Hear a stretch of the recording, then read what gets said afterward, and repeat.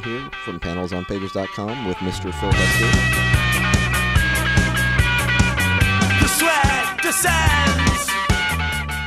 A character who is like a very monstrous teenager, that's a pretty good allegory for what everybody feels like when they're a teenager. You know, you sort of feel like your body's changing, it's out of your control. You feel awkward and powerful at the same time, and you're sort of unsure about your future.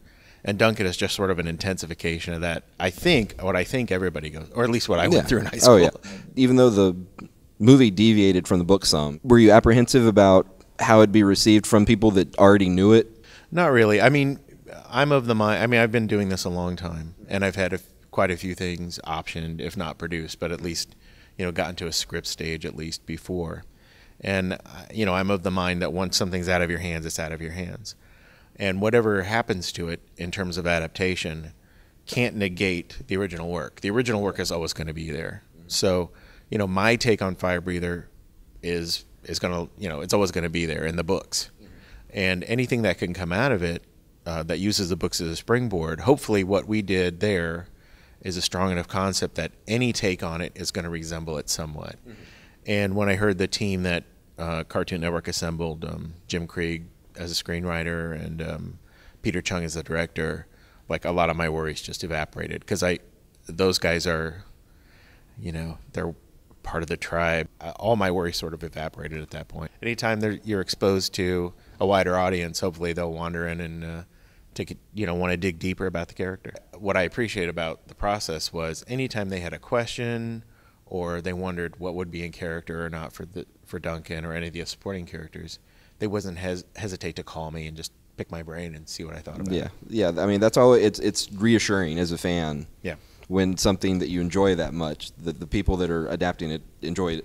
Yeah, and it's doubly reassuring as a creator. Yeah. Oh, I don't doubt it. What can you tell us more about the comics coming out? The miniseries. Yeah, we're working on the third volume. It's called Home Gang, which is sort of a Norse term for a duel of honor. Mm-hmm. In the second series, Duncan's father, Belloc, the great monster, dies. And Duncan is sworn to secrecy about this. So he has to go back to his normal life and try to keep a lid on the fact that his father's dead and the legacy sort of passed on to him. So he's trying to live his normal high school life, but there are long-lost relatives in Duncan's family tree who have definite ideas about the order of succession to the throne of King of Monsters. So, yeah, they're coming to sort of stake their claim to that. And there's a little irony there, because all through the first two series, Belloc's goal is to make Duncan grow up and become like him, and he can't ever get him to do that until he dies. And then it's sort of like you have to take this mantle one way or another. Just as a matter of self-defense, you have to become King of the Monsters. And we'll be introducing some new characters too that sort of take that mentor role for Duncan. Belloc's secretary, a character named Mr. Go, who will sort of become his Alfred Pennyworth.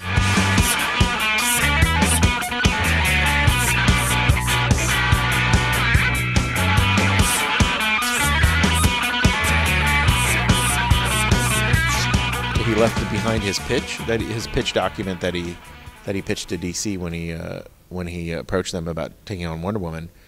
And what's great about it is it provides us, sort of goalposts, to things we have to reach along the way. But it's not so tight that I can't get there my own way. Yeah. So I'm allowed to introduce characters and throw in plot twists, and it's been a lot of fun.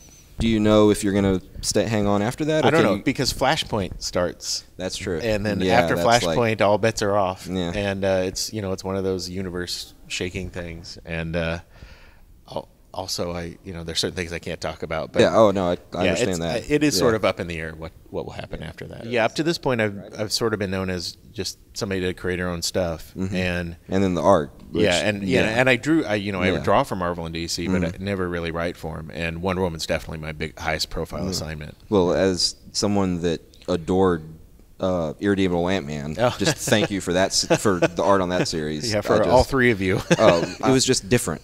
Yeah, and like a breath of fresh air. It was just fun. If there's an asshole Hall of Fame, there's Guy Gardner is in there, Master Shake from Aqua Teen, yes, and the Marvel character pretty much is going to be Eric O'Grady. Yeah. And there's just something about the guy that you like him. Well, I think it's because you can identify with him. I always said, I mean, when I would talk to Kirkman about the book, the character we loved when we were kids was Peter Parker, Spider-Man, because we could identify with him.